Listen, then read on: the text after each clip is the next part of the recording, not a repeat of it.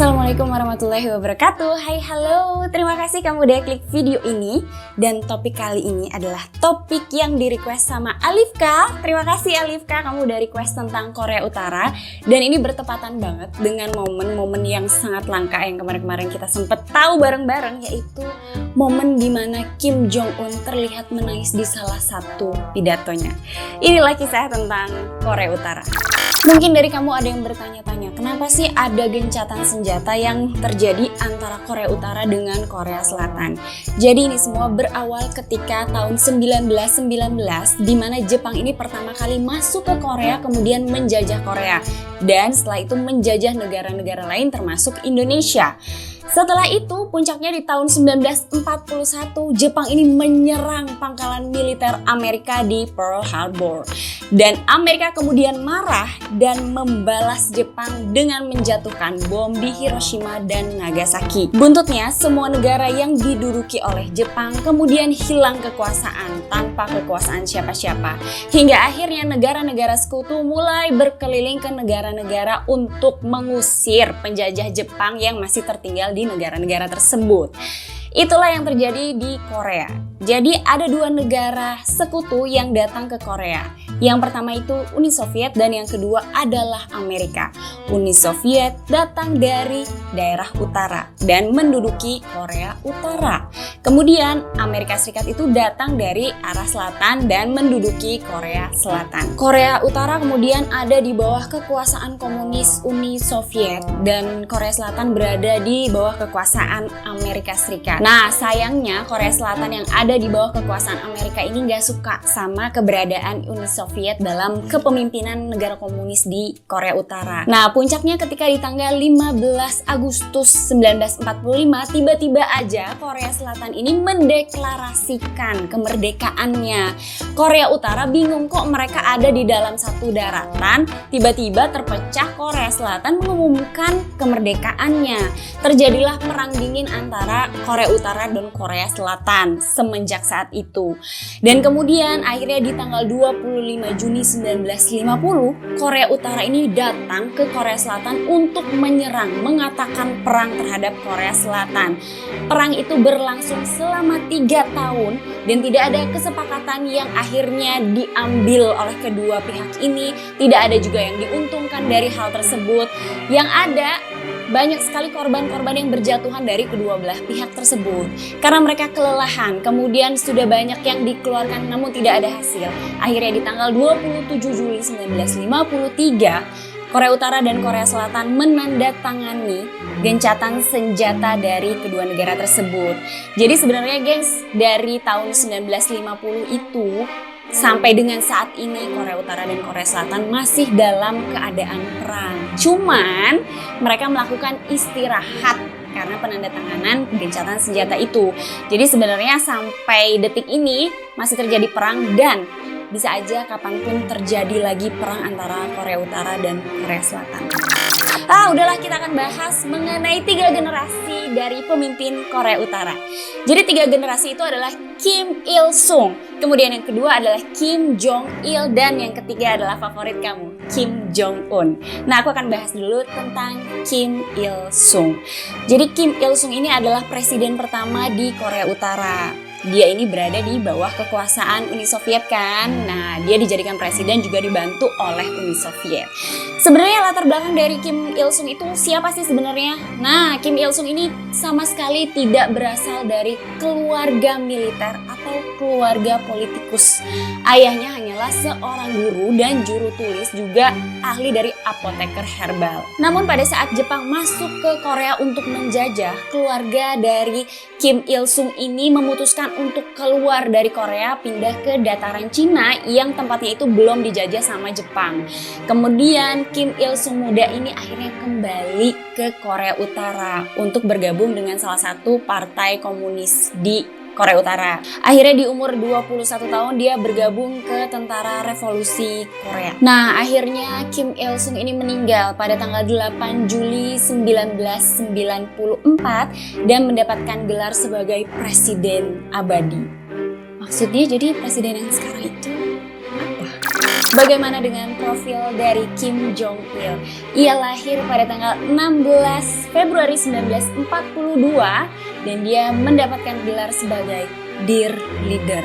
Wow, keren banget ya. Tapi sayangnya sebenarnya sosok dari Kim Jong Il ini kurang deket sama rakyatnya. Jadi kayak ada space antara presiden dengan rakyatnya.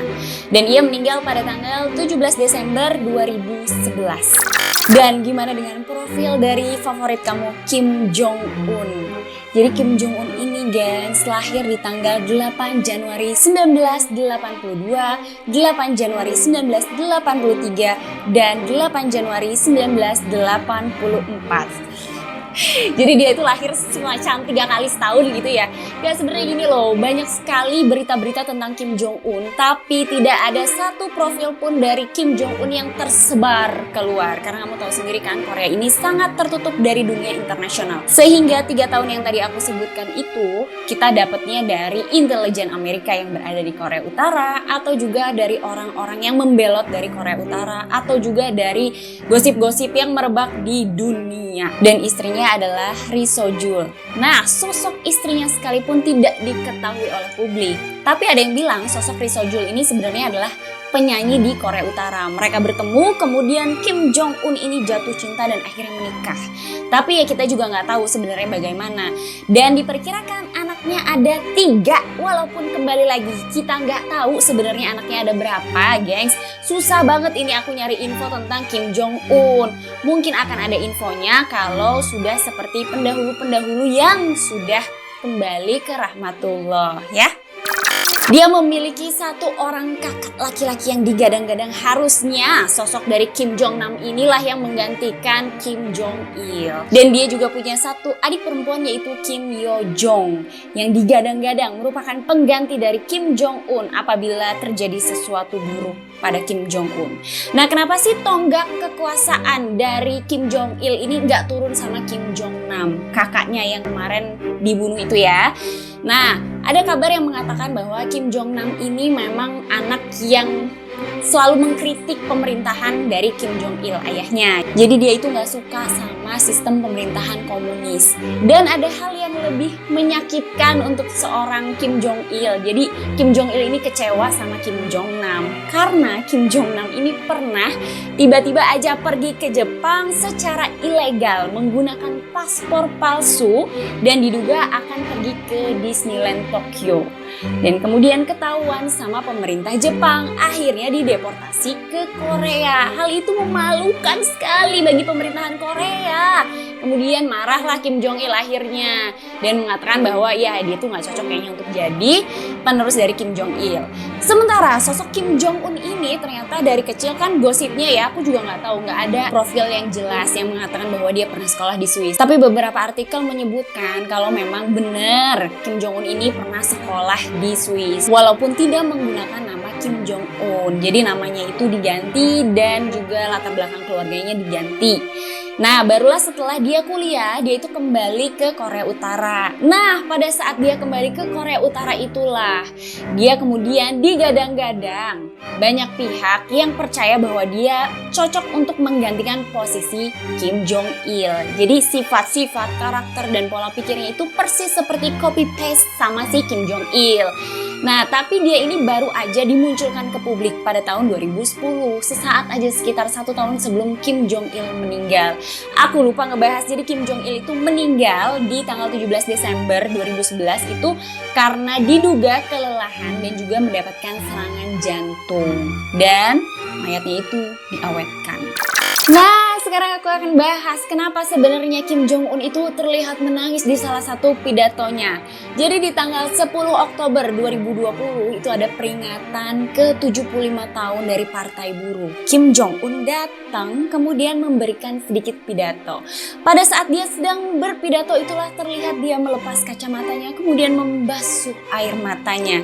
Jadi isi dari pidatonya itu mengatakan menjadi permintaan maaf terhadap rakyat Korea Utara karena dia belum bisa sampai detik ini merealisasikan ekonomi yang maju secara signifikan. Intinya begitu. Sementara si rakyat Korea ini sudah memberikan kepercayaan kepada Kim Jong Un setinggi langit dan sedalam lautan. Tapi ternyata dia merasa gagal, belum bisa mengemban kepercayaan itu dari rakyat Korea Utara.